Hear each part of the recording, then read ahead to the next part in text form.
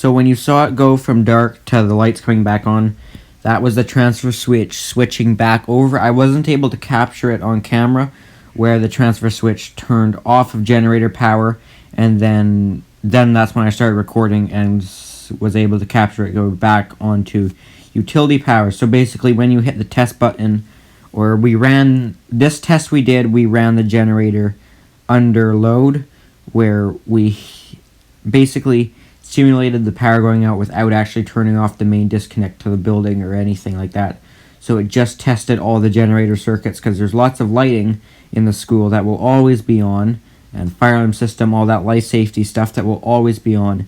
But then when you run the generator, it's also on that. So normally it's just getting powered from utility, but basically when you hit test, it switched over to getting powered from the generator. So the generator basically ran all of that, and when you end the test, there's a couple minute delay, I think a 2-minute delay, until the generator switches back over to utility power, which is when it went dark. Transfer switch switched back over, came back on utility power. It only took about 15 seconds. And then that was basically it for the test, other than the 3-minute cooldown time that the generator ran. Basically, I guess just on idle speed, wasn't actually under load, and just cooling down a little bit and then shut completely down. So done now? Yep. So basically, if we want to put the school on test, or if we want to come in the morning, we just hold this button in for a few seconds till it goes stiff. And then that puts it in test? That will switch it from, unless you just want to do generator test here, you just do that. If you want to do the utility power fail test, then you hold that in till the light comes on, and then that will switch it from there to put the load on the generator. So the one test will only start it up, the other test will actually put load on it? Switch the load, we'll switch this off and put the load on the generator. Right, okay. But then when you want to shut that off, you got to hold it in again till this light goes off. Okay. And that means off. Those manual If you looking want to ones. work on stuff. If you don't want, you don't want to click it off and on automatically, then you could just do load off, generator on. So one more thing before this video ends is I just wanted to mention why we did this test. We're supposed to do the generator test monthly to make sure it starts up and everything. But today we actually did this test because yesterday there was a power outage to actually a lot of different schools, but this is one of the schools that actually had a generator that was affected.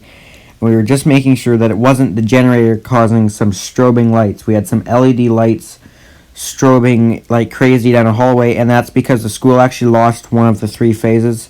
So I'm not sure if it was A phase was gone, B phase was gone, C phase was gone. I'm not sure which phase it was. Doesn't really matter. But one of the phases was gone. But the reason, so that light was actually on the phase that was gone. But the other 2 phases on any 2-pole heating circuit or hot water tanks, any of that sort of stuff that's a resistive load that has a coil in it, can actually backfeed a circuit backfeed the phase that's down, I should say, not the circuit.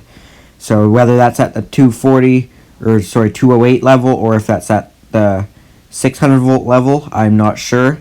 Either way, it can still backfeed the same way, and also backfeed through the 600 volt transformers, and can backfeed pretty much the whole way up to a certain point until it's disconnected. So 2 phases or 1 phase or the other phase was backfeeding the one. Let's say A phase was down, C phase and B phase could be backfeeding that phase. Not at the same voltage though, because it's going through a resistive load, but it still could be backfeeding that phase to a lower voltage, which if you have undimmable LED lights, that could strobe like that. Now, it wasn't the generator. Generator didn't actually run those lights. So basically what happened is generator was running, powering all the emergency circuits, and the utility was powering the non-emergency circuits that were still, we had 2 things going on at once. We had utility powering some of the building, and then generator powering some of the building as well, because the generator recognized that a phase was gone and came in and powered all of its emergency and essential lighting. But then obviously the utility was still half there with one phase missing, which was causing all the issues. We had that same issue at some other schools with a 3-phase service, where on the same day where our third phase or one of our phases was missing, and that was why a whole bunch of motors stopped, because the motors won't run. 3-phase motors won't run. But that's getting off topic. Anyways, if you enjoyed this video, make sure to hit the thumbs up button. Any comments or questions, leave those down below and I'll try and answer them. Thanks for watching.